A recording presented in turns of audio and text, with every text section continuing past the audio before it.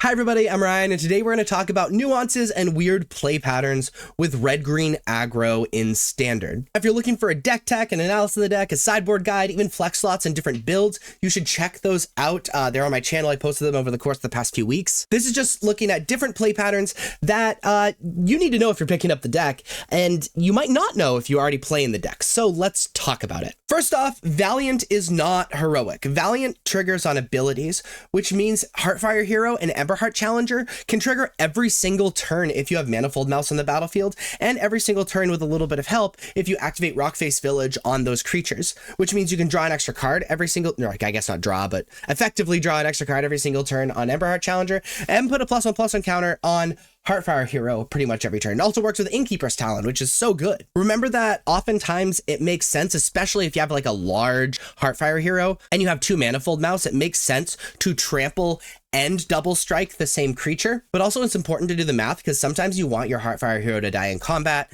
and giving that double strike wouldn't necessarily do that. And so it's really difficult, and it's important to do that combat math. If you plan on Burst Lightning your opponent for damage, you might as well Burst Lightning your Screaming Nemesis, because then it makes them not gain life for the rest of the game, which is really good for your aggro deck.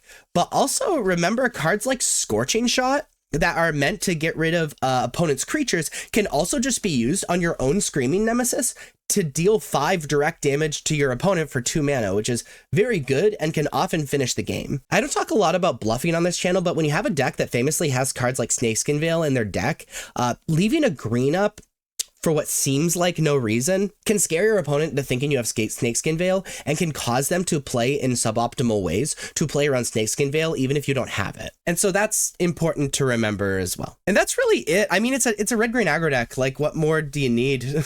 Go and burn out your opponents. If you like this video, please be sure to like and subscribe. Check me out on social medias. Links are above me and in the description.